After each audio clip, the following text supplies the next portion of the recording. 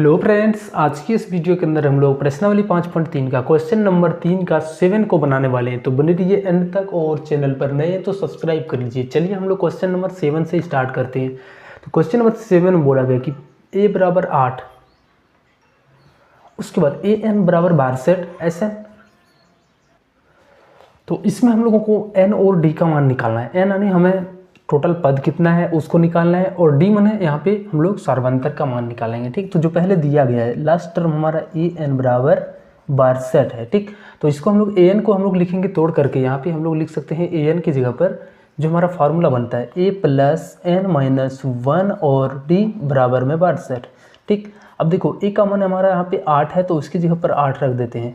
उसके बाद N minus 1 D बराबर 12 सेट। अब n माइनस 1 और d हो गया और 12 सेट, और इस प्लस 8 को इधर लाएंगे तो ये माइनस का 8 बनेगा, तो ये हो जाएगा 54। यानी n माइनस 1 और d का जो मान आ गया, हम लोग डायरेक्ट अगर यदि बोले तो ये मान हमारा n माइनस 1 और d का मान 54 है। अब जो एक बार हम लोगों को यहाँ पे दिया गया है कि Sn बराबर 210, तो हम लोग ये काम करते हैं, इस Sn का भी हम लोग तोड़ते हैं। Sn को हम लोग लिख सकते हैं n/2 और 2a plus n minus 1 d, पहले हम लोग पढ़ चुके हैं। ठीक, तो इसको हम लोग यहाँ पे इसको लिख देंगे। उसके बाद 210 हो गया।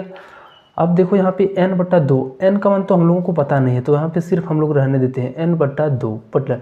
उसके बाद 2 गुना a का मान हम लोगों को पता है कि ये 8 है तो इसकी जगह पर 8 रख देंगे। ठीक, 2 गुना 8 प्लस, और एक काम करते हैं कि n माइनस 1 और d, n माइनस 1 और d, इस पूरे का मान यहाँ पे देखो तो कितना है 54 है, तो इसको जगह पर यहाँ पे हम लोग 54 रख देते हैं। इसको मान सकते हैं हम लोग समीकरण नंबर फर्स्ट।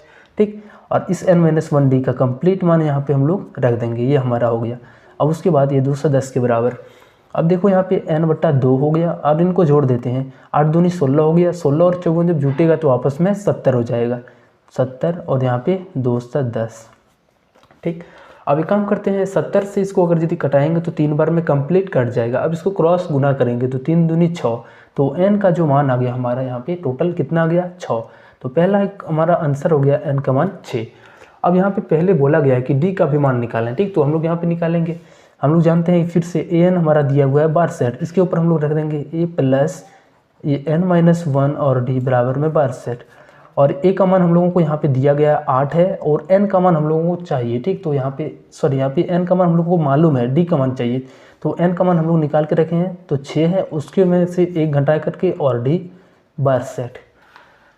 उसके बाद यहाँ पे 8 हो गया, 6 में से 1 जाएगा तो 5d और बराबर में 12 सेट, ये 5d हो गया। उसके बाद 12 सेट और प्लस 8 उधर जाएगा तो माइनस का 8 बनेगा।